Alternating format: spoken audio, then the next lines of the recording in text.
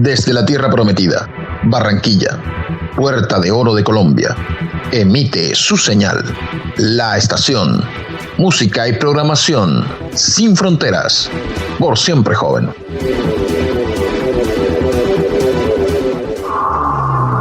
Existen mundos dentro de otros mundos en el universo, puertas dimensionales que nos llevan a otro tiempo, a otras realidades, sabidurías ancestrales que nos llevan a cuestionar nuestra realidad, verdades que están allí y hacen parte de nuestro futuro.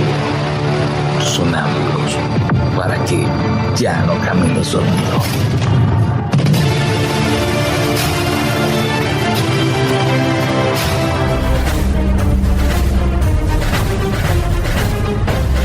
Este miércoles 19 de mayo, 8 p.m., Estación Radio Online y Cinema Station presentan Episodio 4, cierre de ciclo.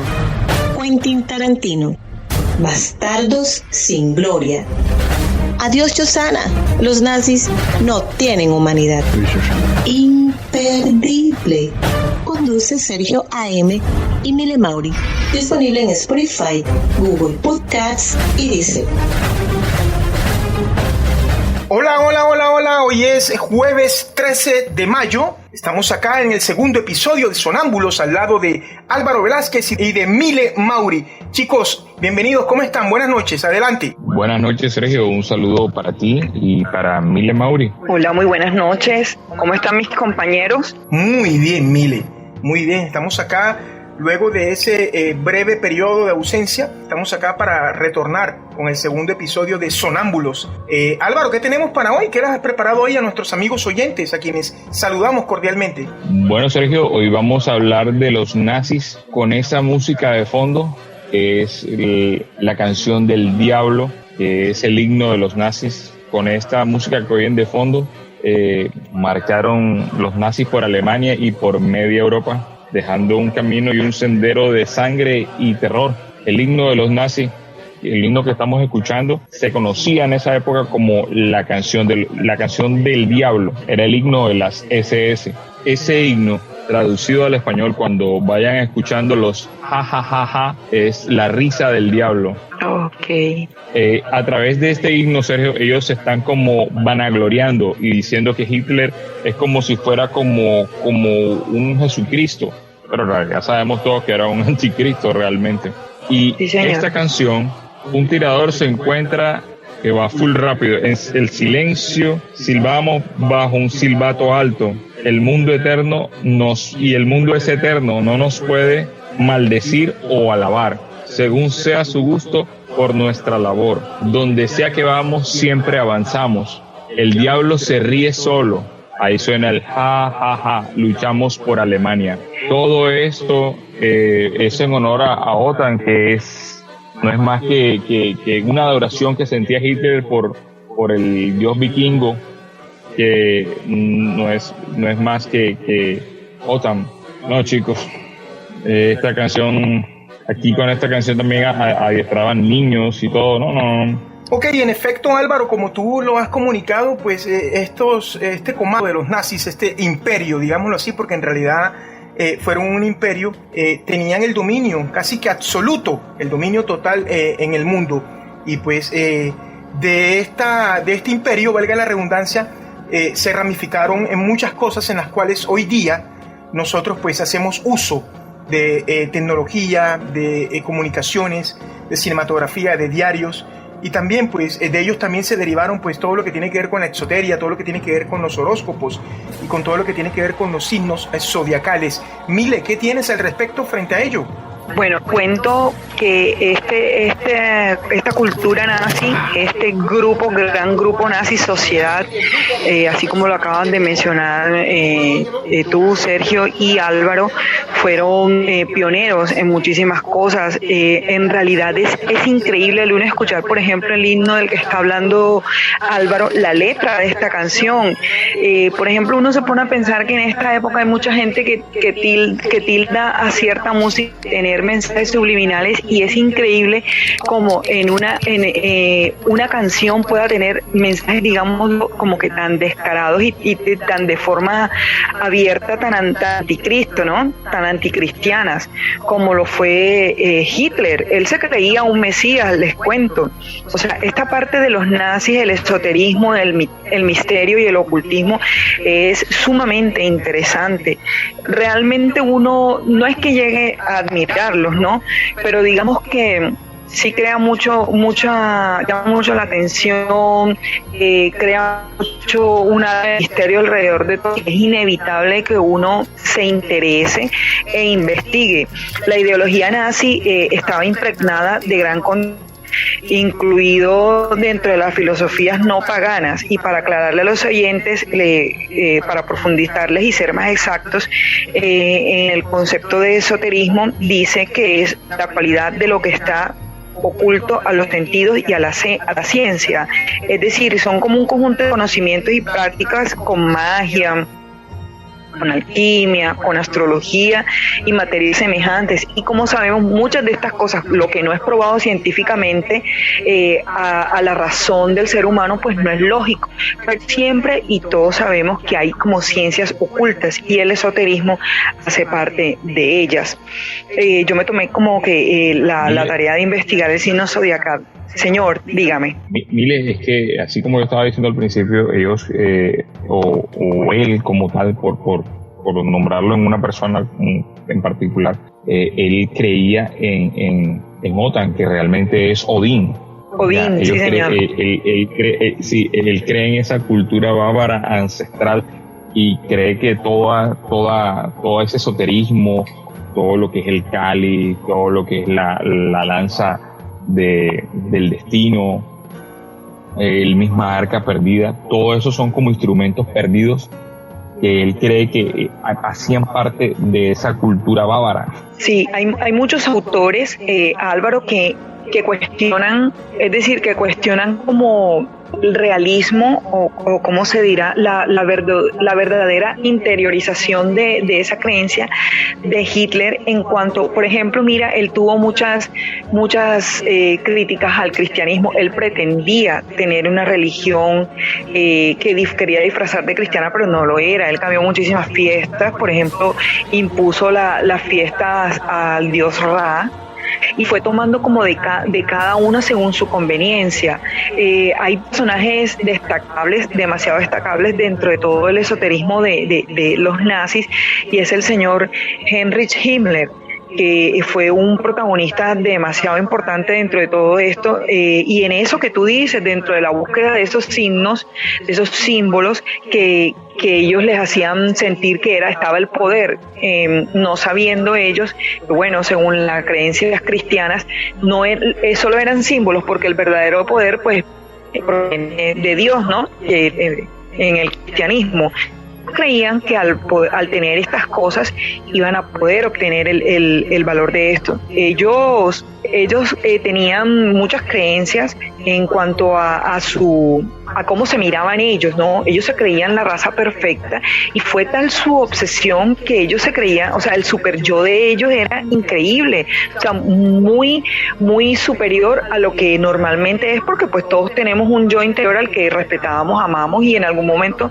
lo ponemos por encima de otras cosas o de otras personas, pero lo de ellos era totalmente idólatra. O sea, ellos eran tan amañados que pretendían que la religión de ellos, el cristianismo, entre comillas, fuera más enfocado relacionado hacia la tierra, hacia la genética y hacia ese humano súper perfecto que ellos querían crear.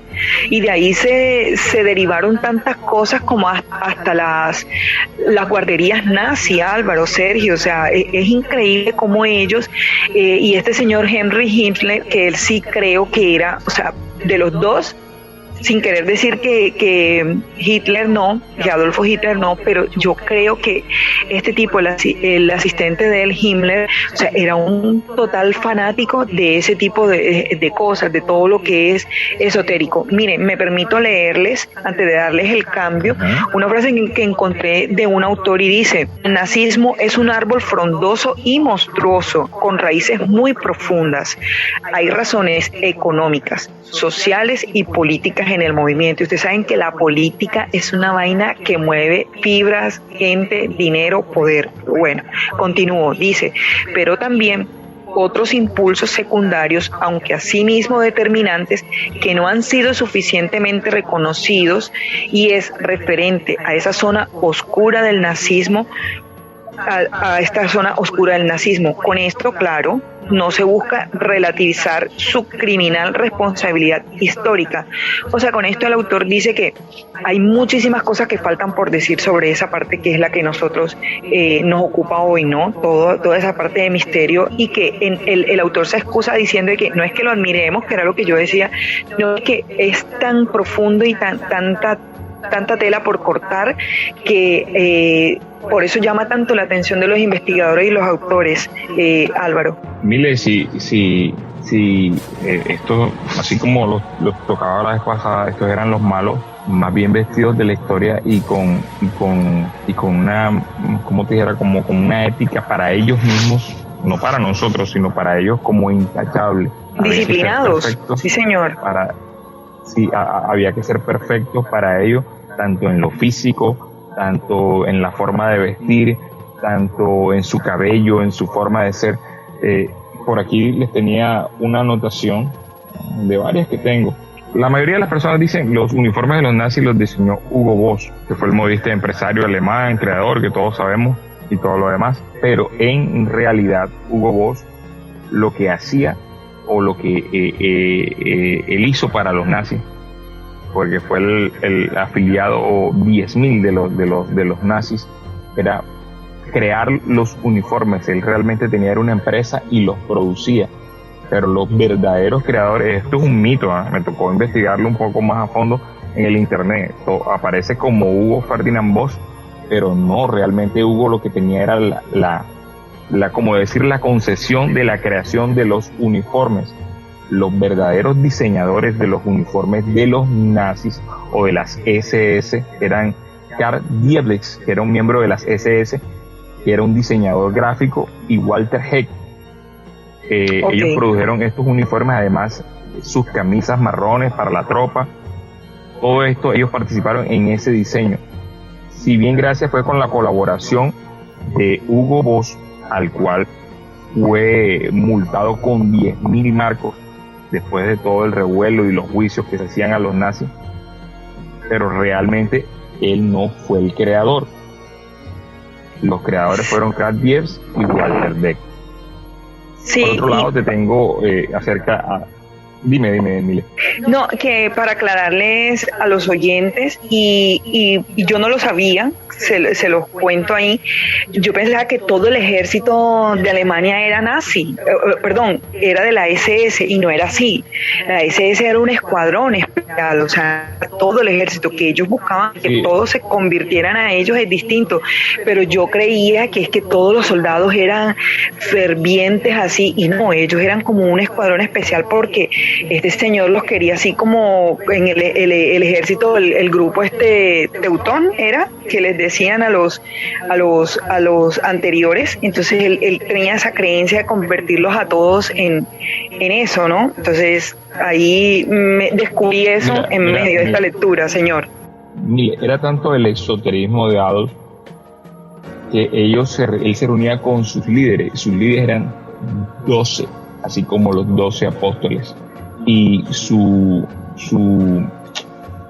él era como el Jesús, en este caso sería el anticristo, y se reunían en una mesa de roble. Todo esto basado también en los temas bíblicos. Claro. Que es lo que... ¿Cómo de pronto le nace a todo esto a Hitler?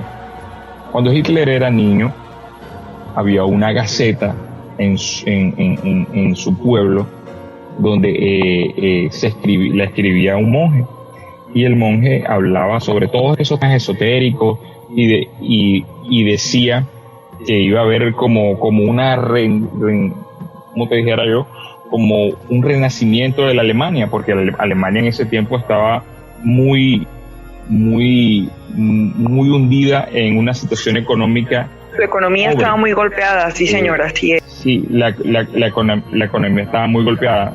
Imagínate que dicen que si tiraban una vaca en el centro de Alemania, sus ciudadanos se la comerían en menos de 10 minutos de la tanta pobreza que había. Sí, señor. Adolf nace un 20 de abril de 1989 en una ciudad que se llama Brennau, Austria.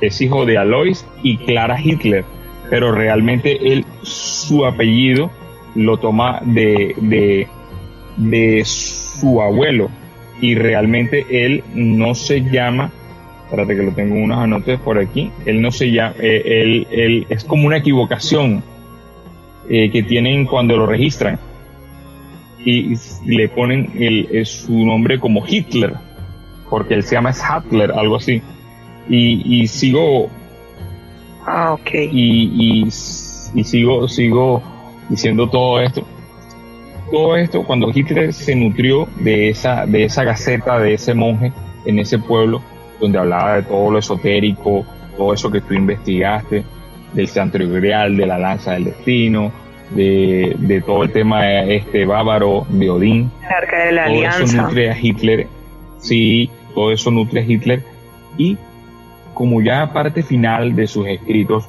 él escribe que en Alemania, para mí tiene que ser un tipo que fue visionario o tuvo alguna visión o algo.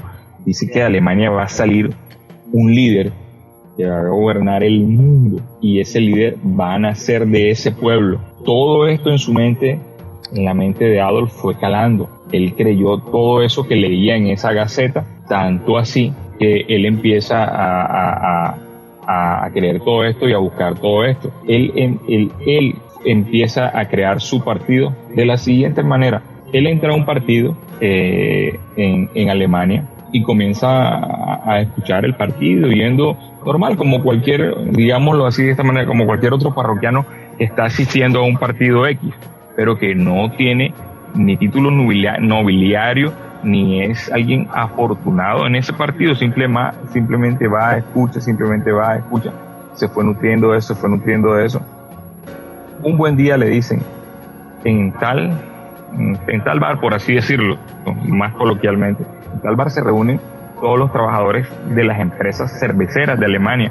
¿Por qué no vas allí y escuchas al pueblo a ver qué dice el pueblo? Él se fue ahí a escuchar al pueblo y a tomar cerveza realmente. Y allí habían unos trabajadores quejándose de todo lo que estaba pasando en la Alemania de ese momento.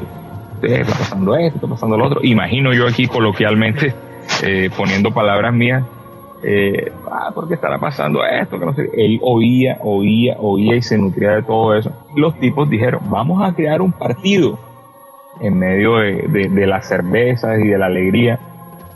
Sí, vamos a llamarlo tal. Él se acercó a ellos y les dijo, yo quiero participar en eso que ustedes están haciendo. De allí, de esa tomadera de cerveza, nació el Partido Socialista o el nacionalismo, partido que después se convirtió en el partido nazi. De una tomadera de cerveza, para que ustedes vean que lo que de pronto puede parecer más trivial no es tan trivial. Ellos, sí, claro, ahí, y él poco a poco se fue como digamos que untando de ellos, y creció. A los 3 meses, mi querido Adolfo Hitler ya era el líder del partido nacionalista o socialista nazi. Entonces, para que vean el alcance que tenía nuestro amigo, era una obsesión bárbara que tenía este hombre. Era tanto él su esoterismo, que yo no sé si de pronto en tu investigación viste que él tenía una serie de videntes que había reclutado a nivel de toda la parte alemana. ¿Tienes algo de eso? Él reclutó más de entre 15 y 20 mil videntes para poder, como te dijera yo, conectarse a todo pulmón, por así decirlo, como con el universo. En una de esas conexiones se conectaron hasta con extraterrestres, y yo lo estaba mencionando en el capítulo pasado, que más adelante les voy a hacer más aclaraciones acerca de eso. Hitler. Bueno, yo lo que perdón. Adelante, Sergio. Adelante. Para comentar lo que estaba diciendo Álvaro, sí, los nazis tenían chamanes. Ahora mismo se me escapan de la mente los nombres, pero sí, claro, ellos tenían chamanes. De hecho, tenían uno muy importante que era, que hasta decía, o sea, los periódicos le prestaban atención y todo eso, pero tuvo un mal final. Él tuvo un mal final porque creo que después lo condenaron como a la cárcel o algo así. No lo tengo claro, pero claro que sí, ellos eran muy creyentes en los chamanes y creían, o sea, ellos creían tantas cosas. Por ejemplo, en eso que les decía ahorita, la sociedad Thule, que fue como la base del nazismo. Imagínense que ellos creían que ellos eran intraterrestres, que había una sociedad, que la raza provenía del centro de la Tierra, y hasta creían en la Atlántida. Y luego de eso, las cosas de este señor, o sea, de cómo él iba como aprovechando y absorbiendo cada cosa que le interesaba de acuerdo a la situación. Después que él ya está con mucho más poder en Alemania, prohíbe y digamos que veta a lo que fue la sociedad Thule y la sociedad Ahnenerbe, porque ellos no se le agacharon a él, porque independientemente de las creencias que ellos tenían y de las prácticas que tenían, pues no le daban el 100% de devoción, porque este señor, para mí, esta es una opinión personal, para mí, él amañaba todo. O sea, él de verdad se creía el Mesías. O sea, lo que era ley para él, que llegaba a sus manos como ley o como creencia, si a él no le parecía de X sociedad, él lo quería cambiar, y lo que no le gustaba, pues lo desaprobaba y lo vetaba. Así hizo con esos grupos. Pero sí, sobre los chamanes, claro que sí leí, solo que se me escapan los nombres en el momento.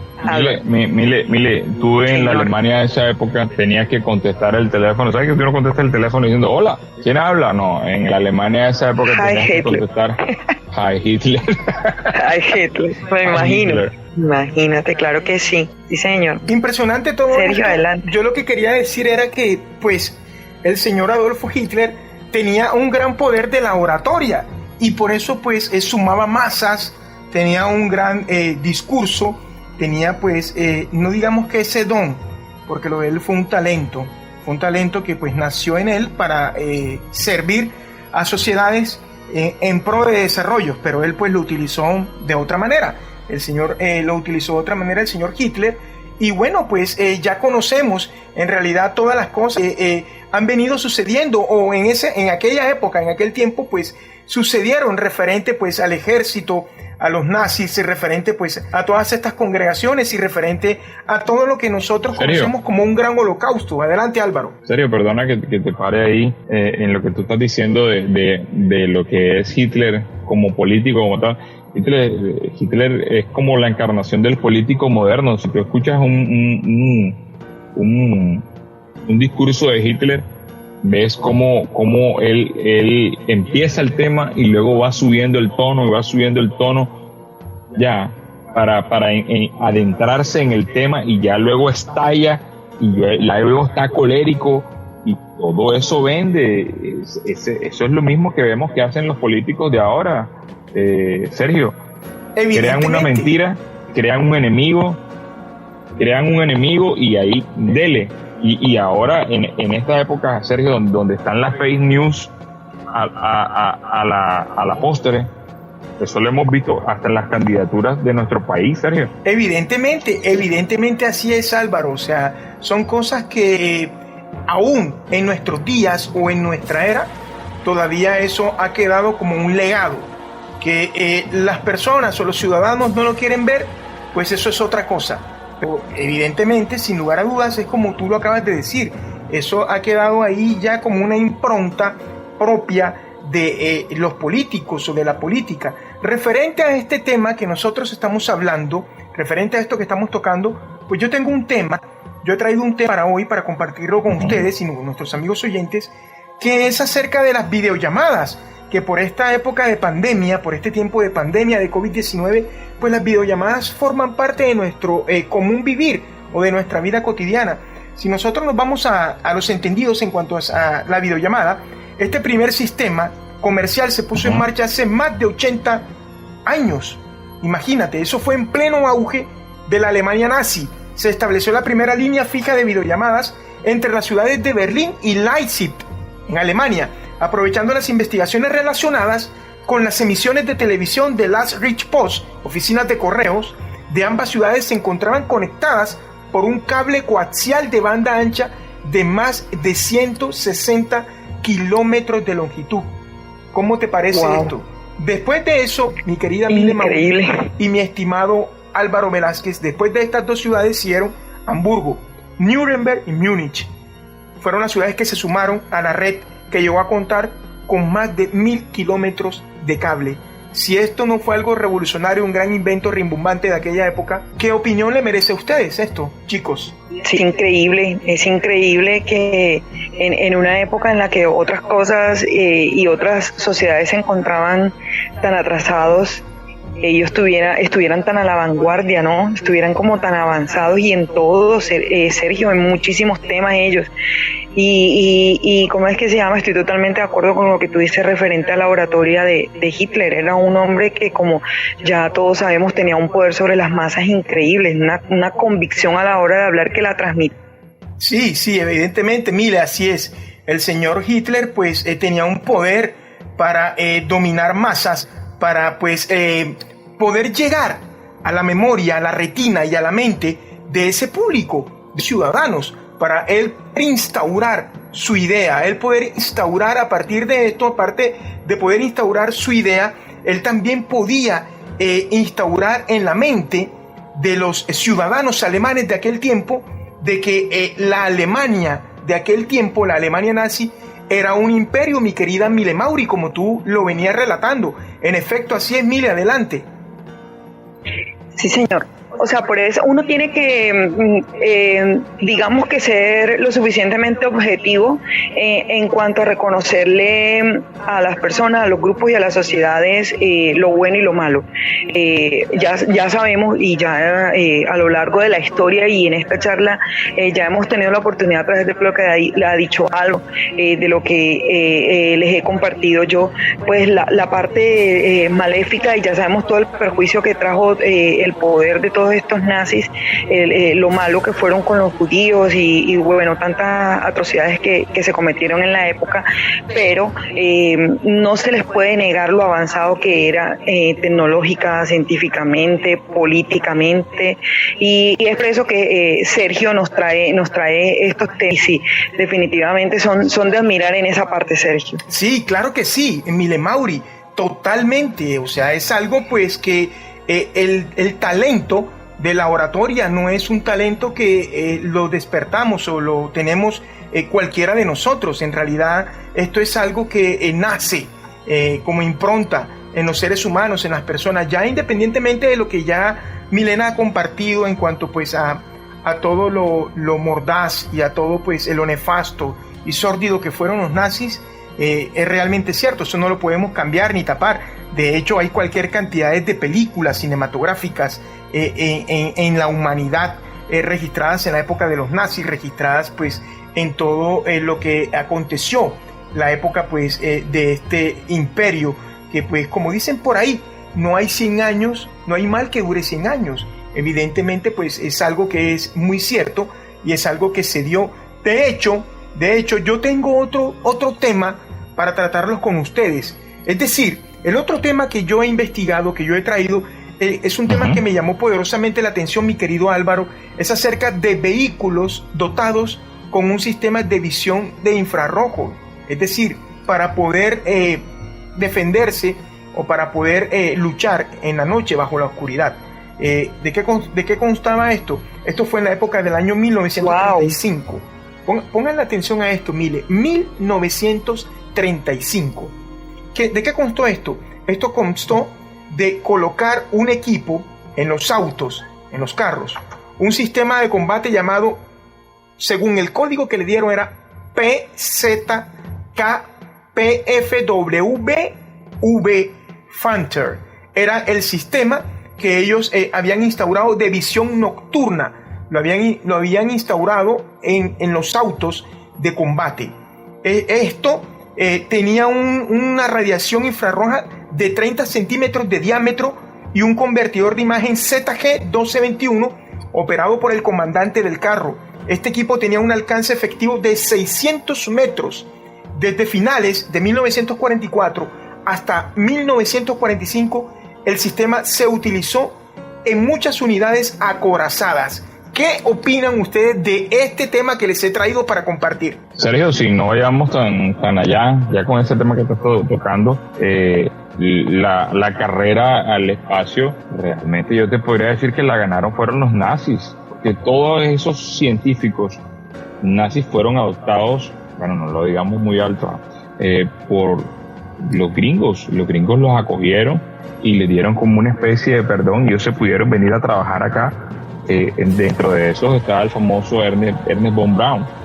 Ellos son los que realmente ganan esa carrera tecnológica para poder ir al espacio. Si no, créeme, en serio, si no hubieran existido los nazis, no hubiéramos ido a la luna. Así de chévere te lo digo. Evidentemente, en efecto, así es. Mire que Mile y Álvaro, he encontrado otro tema que es del común, que es de la vida cotidiana de nosotros los seres humanos, la propaganda.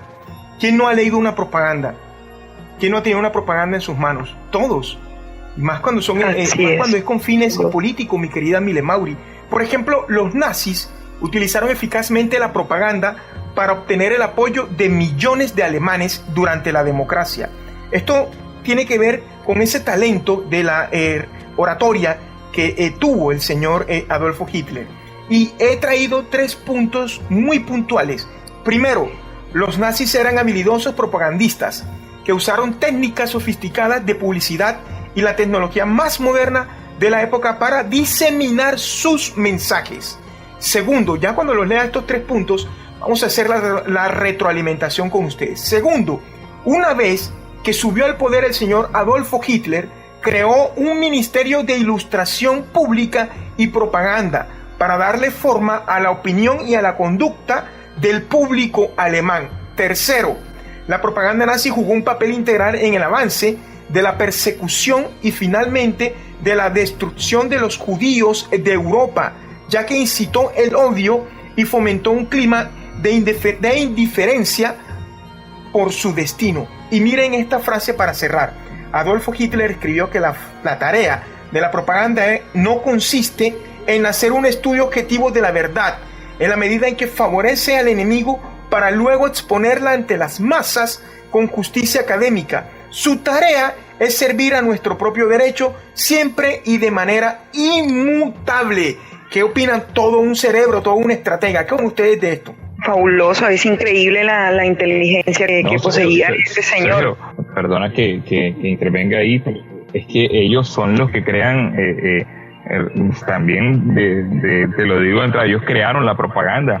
El primer documental lo crean los nazis y es con fines para hacer esa propaganda a la ideología nazi como tal, de ellos, que realmente es una ideología que la encarnan hasta en los propios niños. Ellos a los niños, habían escuelas nazis donde enseñaban a los niños, no tengo el lado, pero te lo voy a pasar por el interno para que luego lo puedas colocar. Ellos colocaban a los niños y cantaban: ¿quién nos va a salvar? A Adolf Hitler. Adolf Hitler es nuestro salvador.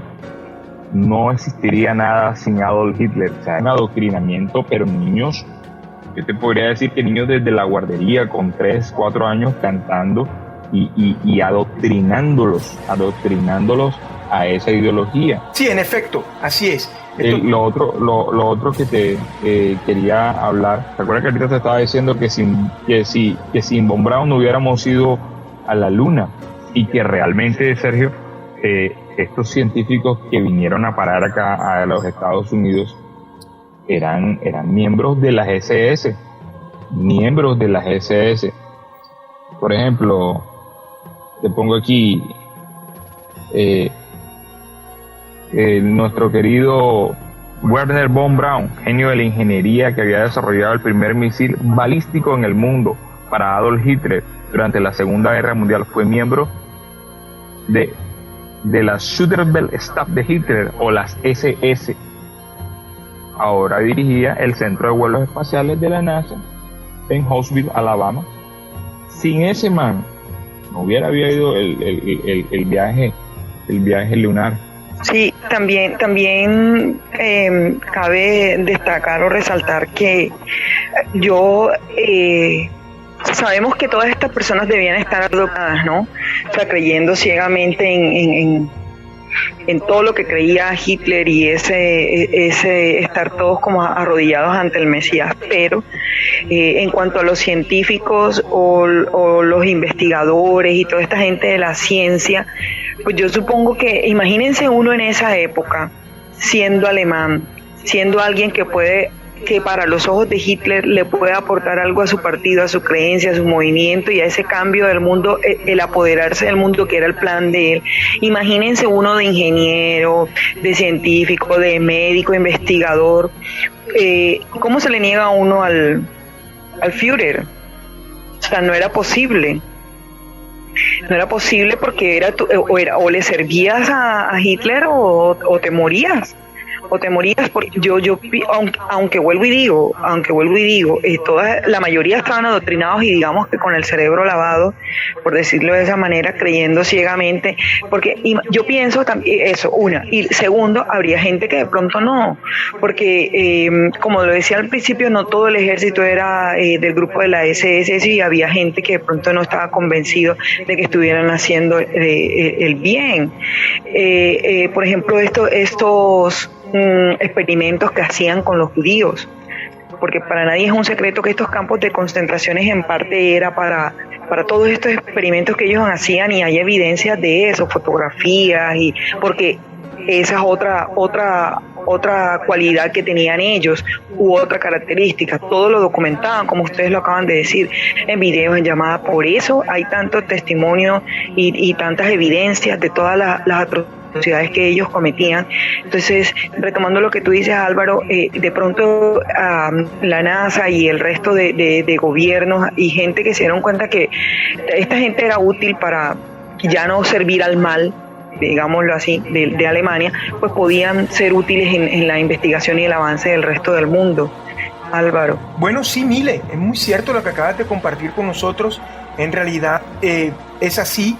Fue un imperio que tuvo pues poder hasta cuando se lucraron del dinero de los judíos. Recordemos que los judíos en Europa, los judíos europeos, por llamarlo así, era gente muy prestante.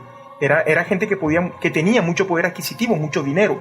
Entonces, así es. Hitler lo que pregonaba, o una de las teorías que él pregonaba en sus hipótesis, en sus discursos, era que los alemanes eran una raza superior y que ellos habían sido despojados de los judíos de todas sus pertenencias, y que al ser una raza superior en el mundo o en el universo tenían que ser un imperio, y que era un imperio sólido que debía ir a buscar lo que le fue arrebatado. Era uno de sus criterios que él tenía. Y acá yo he tenido algo que va a reforzar. Exactamente. Aquí yo he traído algo, Álvaro y Milena Mauri, que va a reforzar lo que les acabo de relatar. Mire, aquí tengo la función de la cinematografía. Ojo que en el otro programa que tenemos con Milena Mauri, cuando estrenamos el ciclo de Charles Chaplin, hablamos y analizamos El Gran Dictador, una película donde en aquel tiempo el genio cómico británico en inglés tuvo, pues, digámoslo así, los pantalones para hacer una crítica al Führer. Bien, entonces miren lo que les quería comentar era lo siguiente. La ideología en las películas nazis representaba a los judíos como criaturas subhumanas, recuerden, la raza superior, que se infiltraban en la sociedad aria. Por ejemplo, El Judío Eterno, en 1941, dirigida por Fritz Hippler, describía a los judíos, atención a esto, describía a los judíos como parásitos culturales y vagabundos, consumidos por el sexo y el dinero. Y hay algo que mueve el mundo, que es el sexo y el dinero. Y el dinero, exactamente, claro. Son dos cosas que mueven el universo. Algunas películas, como El triunfo de la voluntad de 1935, dirigida por Leni Riefenstahl, glorificaban a Hitler y el movimiento nacional socialista. Entonces, si nos damos cuenta, miren cómo viene degradando todo el judío eterno, donde lo mostraban como personas consumidas por el sexo y el dinero. Y ahora miren cómo lo glorificaban a Hitler. En esta película, el movimiento nacional socialista. Otros dos trabajos de Riefenstahl, y discúlpenme mis amigos alemanes porque sé que tenemos público que nos escucha en Alemania porque Spotify me manda las estadísticas. Disculpen mi entonación y mi pronunciación. El Festival de las Naciones y el Festival de la Belleza de 1938 presentaban los Juegos Olímpicos. Ojo, estuvieron presentes hasta en el deporte, en las grandes justas deportivas. Los Juegos Olímpicos de 1936 celebrados en Berlín y fomentaban el orgullo nacional por el éxito del régimen nazi en las Olimpiadas. ¿Qué tal esto que les acabo de comentar? ¿Qué comentarios tienen ustedes al respecto de esto que acabo de relatarles, queridos compañeros? Bueno, yo el otro día cuando estaba investigando sobre los nazis y eso, estaba mi hijo escuchando un documental que estaba viendo y él me decía: mami, pero o sea, ¿por qué contra el pueblo judío? ¿Sí? ¿Por qué contra el pueblo judío? Y eso tiene muchos matices que los invito al señor Álvaro y al señor Sergio que en algún momento de nuestro programa analicemos como el pueblo judío porque ha sido golpeado y los invito a que lo veamos desde todo punto de vista, porque esto tiene un punto de vista de creencias cristianas muy profundo, pero que nosotros podemos mirarlo desde todas las aristas. Eso más adelante, ¿no? Entonces yo le decía a mi hijo y colocaba un ejemplo y no en la misma proporción, pero yo le decía, es como si aquí en Barranquilla, por ejemplo, se levantara alguien que quisiera que la ciudad o la región solo fuera para gente de aquí. Entonces yo le decía a él, en aquella época Alemania estaba demasiado mal económicamente, y ¿quiénes eran los que tenían dinero? Pues los judíos. Ellos eran los que tenían los negocios, eran los que tenían el poder, estaban mucho mejor. Le decía, es como si aquí en Barranquilla la gente que tiene dinero es la gente judía, es la gente que no es de aquí, los libaneses, no sé qué tal, son familias, ¿ves? Y entonces se levanta como alguien que comienza a incitar al pueblo en contra de ellos y los pone así como tú estabas diciendo, Sergio, que eran gente parásitos. Imagínate eso, donde ellos eran tan creyentes y tan apegados a la religión, y más utilizando todo ese poder que tuvieron ellos de la cinematografía, de la propaganda. O sea, fue una forma de llamar la atención y de incitar al pueblo en contra de esos judíos, Sergio y Álvaro. Mile, en efecto, así es, tú lo acabas de decir muy bien. Dame un minutito. En efecto, Mile, lo acabas de decir de la mejor manera, y pues recordemos, esto tiene que ver mucho de lo espiritual, mucho de las Santas Escrituras. Recordemos que los judíos son la tierra prometida para los creyentes. Para los creyentes es la tierra prometida, y evidentemente al ser la tierra prometida era una tierra, o es una tierra fértil, una tierra que progresa, una tierra pues que tiene dividendos económicos muy buenos. Entonces estamos hablando hoy acá en Sonámbulos, junto a Mile Mauri, junto a Álvaro Velázquez, acerca de los nazis. Es el segundo episodio que tenemos el día de hoy. Adelante, Álvaro, te escuchamos. Discúlpame, Sergio, tenía el micrófono muteado y estaba hablando. Sergio, lo que realmente dice Mile Mauri es la gran invención de Hitler. Los judíos eran los que tenían el poder económico en la Alemania. Hitler lo que hace es inventarse su enemigo. Correcto. Dice, los enemigos de nosotros son los judíos, a ellos son los que tenemos que acabar, y le vende ese discurso a todo el pueblo alemán. Y no te puedo decir que Hitler los alemanes no van a decirte que Hitler fue un mal gobernador. No, Alemania surgió con Hitler y fue un país poderoso, pero poderoso en medio de su locura, de algo que les vendió que no era así. ¿Sí me entiendes? Es más, los bancos, una verdad a medias y una verdad a sueltas. Los grandes poderíos que tú ves ahora de los bancos es dinero extraído de los judíos. De la época de los judíos, robaron, claro. al pueblo judío. Álvaro. Era tanto, por tocar un tema que venía diciendo Miles, era tanto el esoterismo de nuestro amigo Hitler, que él aspiró o fumó una hierba que fumaban los aztecas. Se me escapa ahora el nombre, Sergio, se me escapa de verdad. Y él, en ese viaje de ver eso, él se vio como un gran líder, y dice él que él vio todo el futuro de lo que le venía a Alemania, y por eso él se empoderó, ¿no? Que yo soy el Mesías de estos manes. Álvaro, tú que tienes la oportunidad de estar viviendo en los Estados Unidos de Norteamérica, y yo también que viví en los Estados Unidos, yo viví en Boston, Massachusetts, y yo me pude dar cuenta en medio de mi trabajo y en medio de mis días libres, porque me di a la tarea de pasear y conocer a los Estados Unidos, porque era un sueño que tenía desde niño. Nosotros somos una subcultura de los Estados Unidos de América. Entonces lo que te trato de decir es que los bancos o los banqueros en los Estados Unidos son judíos, son familias judías. Rockefeller, Rothschild, todos ellos vienen de allá, son ascendencias judías. Y todo lo que ustedes dicen es tan cierto que, miren, esto fue un plan organizado muy estratégamente, fue algo muy bien, meticulosamente estudiado, muy bien puesto al servicio de las mentes de los ciudadanos alemanes de aquel tiempo y de aquellos que se vanagloriaban con ese partido nazi, que Hitler tuvo el control de los medios de comunicación, de los medios masivos. Y también, así como hablé de propaganda y como hablé de cinematografía y como hablé pues de videollamadas y como también hablamos del arma, del rayo para salir en la noche a patrullar, custodiar y pues emanar esa fuerza letal en caso de que fuera necesario, pues también tenía el control de los diarios o de los periódicos.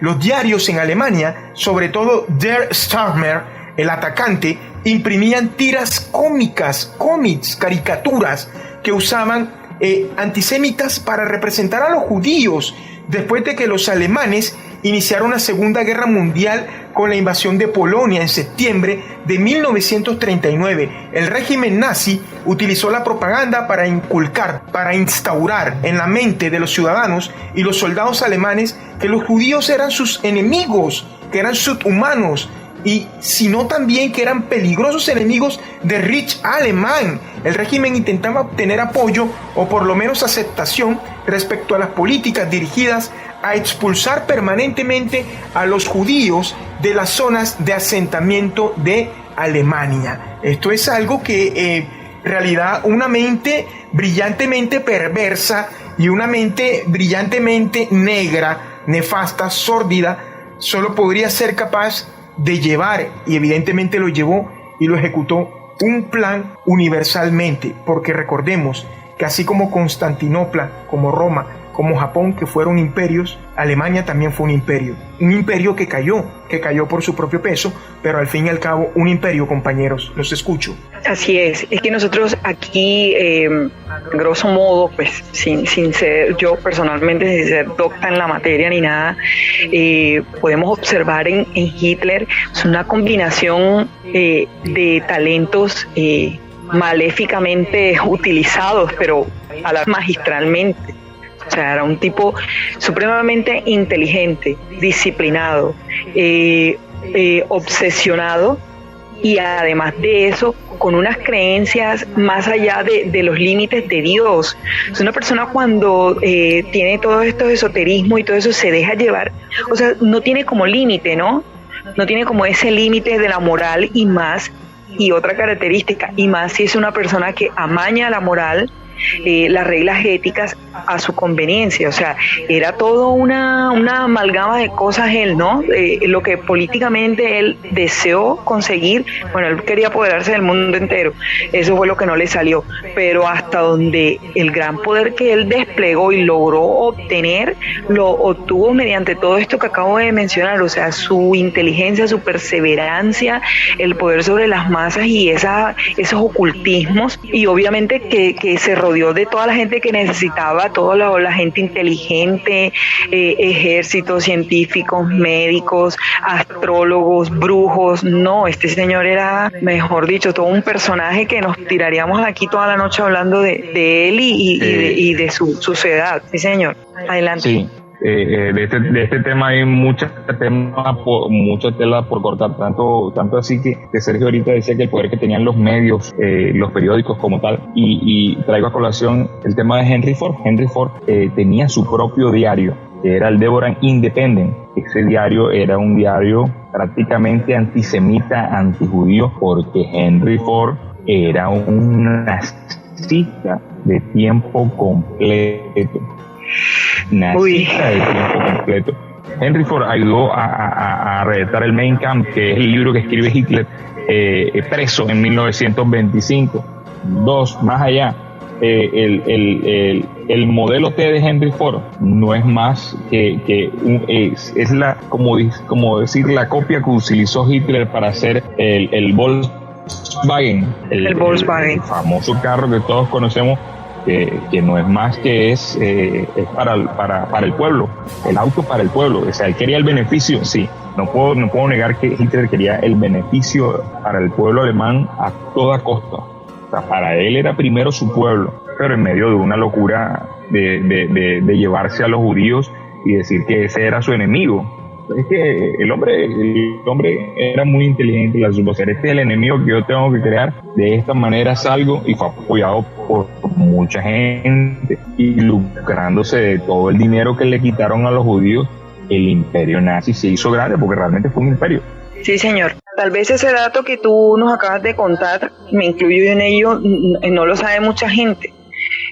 Los invito para los curiosos y los que les guste ahondar más en los temas. Sí, ya te doy la palabra, Álvaro. Lo primero que uno encuentra cuando coloca el nombre de Henry Ford nazi son cantidades de información, pero mejor dicho, los titulares son el amigo americano de los nazis, Álvaro, así tal cual tú dices. El amigo americano, sí, a el Miller le ponen la gran cruz de la orden alemana.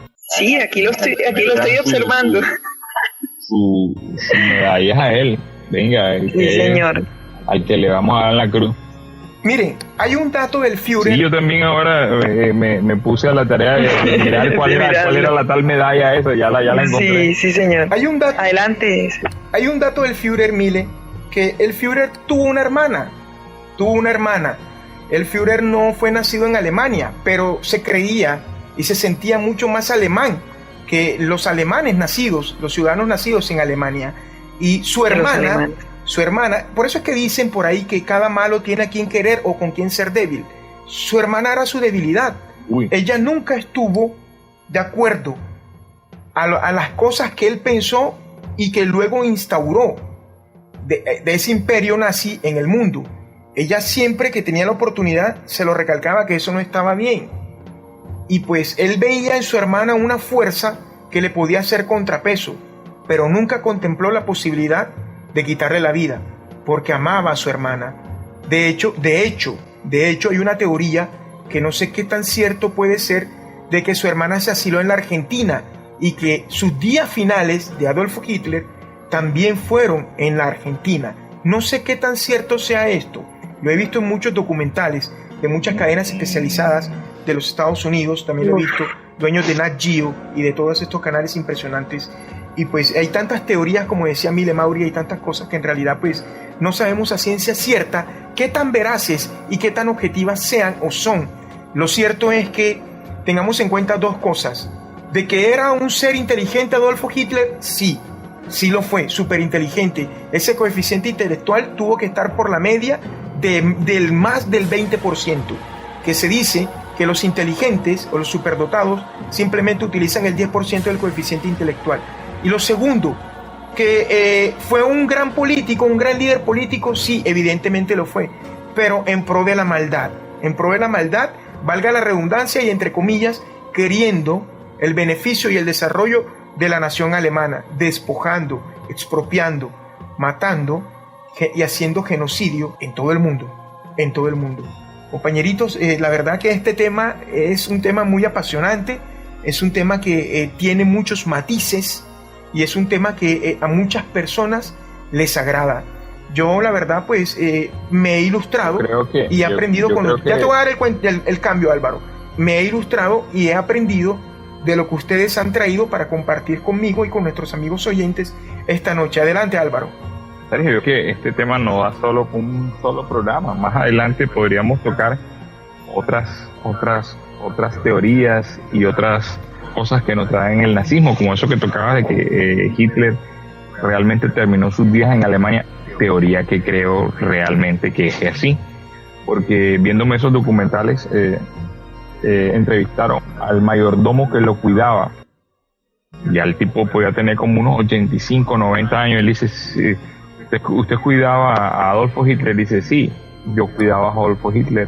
Él murió acá, murió en el asilo de tal, cuando ya tenía... no sé. ¿En dónde? ¿En Argentina? En la Argentina, sí, es la teoría que se dice en los documentales de las grandes cadenas. Hitler muere en la Argentina, él no, incluso hay una foto de él hasta en Colombia, o sea, eso sale eso también en los temas de los miles de los archivos desclasificados de la CIA, está eso.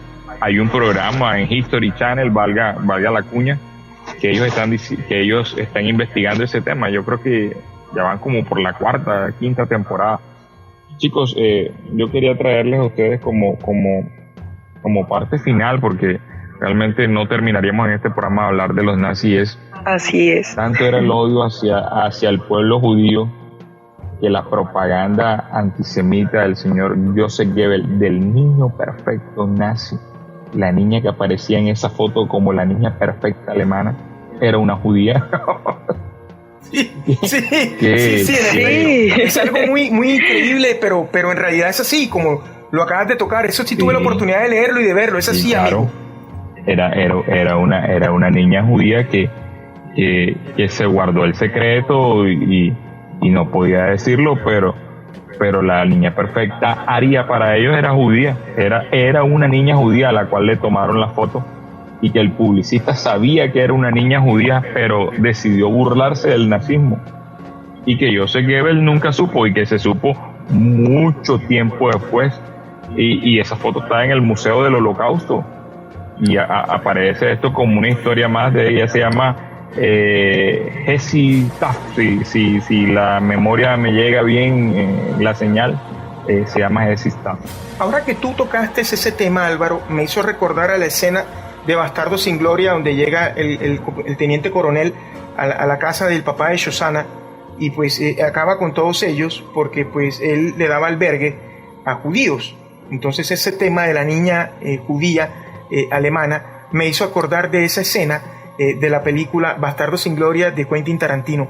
En realidad, muchachos, es cierto lo que dice. Nosotros podríamos hablar horas y horas y horas acerca de los nazis, acerca de sus inventos y acerca pues de sus métodos revolucionarios, y no terminaríamos.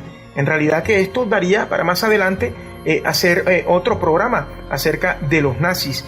Yo en realidad estoy muy complacido de haber estado con ustedes. Mile Mauri, muchas gracias por habernos acompañado en este programa denominado Los Nazis en Sonámbulos. Muchas gracias a ustedes, gracias a todos nuestros oyentes. Álvaro, espero que estés muy bien. Sergio también, les deseo una muy buena noche y nos vemos en otra nueva oportunidad con Sonámbulos. Adelante, Álvaro, el cierre es todo tuyo, amigo. Sí, amigos, sin más que decirles que ojalá este tipo de políticas y este tipo de cosas no se vuelvan a repetir, porque realmente como vamos en pandemia y con todos estos líderes políticos que se quieren perpetuar en el cargo, el caso de Maduro, el caso de nosotros en Colombia, donde sabemos que quien reina está en cuerpo ajeno, y no vamos a seguir diciendo cosas porque nos podemos meter en problemas, y se siguen copiando ese tipo de modelos que realmente sabemos que fracasaron. Pero yo creo que la frase es: quien no conoce la historia está tildado a repetirla, José. Efectivamente, Álvaro, así es. A nombre de nuestro querido director Álvaro Velázquez, quien se encuentra en la Florida, Estados Unidos, y a nombre de Mile Mauri, quien se encuentra en la Tierra Prometida, la Puerta de Oro de Colombia, Barranquilla. Les habló Sergio AM. Esto ha sido el segundo episodio de Sonámbulos, esperando que el episodio 2 acerca de los nazis haya sido del más completo agrado de ustedes. Nos reencontraremos el próximo jueves para seguir tocando temas, de esos temas que están allí en medio de los enigmas y en medio del misterio. Yo soy Sergio AM, nos reencontramos en cualquier momento. El Señor les bendiga, pórtense bien, chao.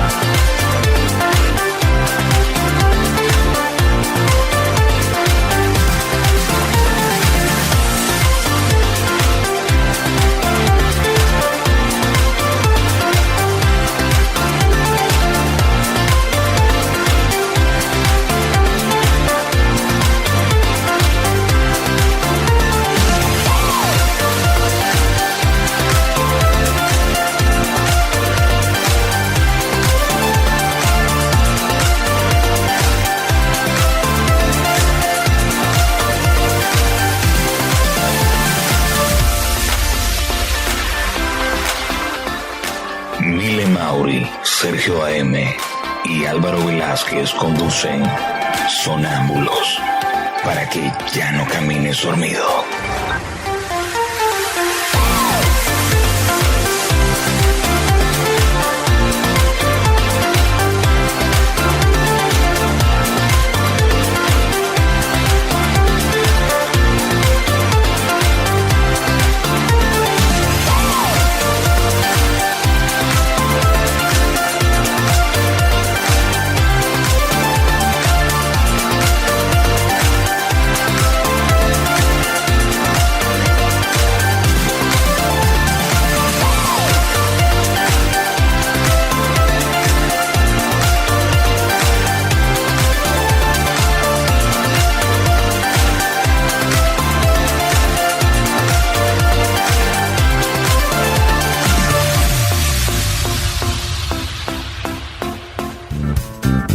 Todos los jueves a las 21 horas, Sonámbulos, una puerta al misterio, para que ya no camines dormido.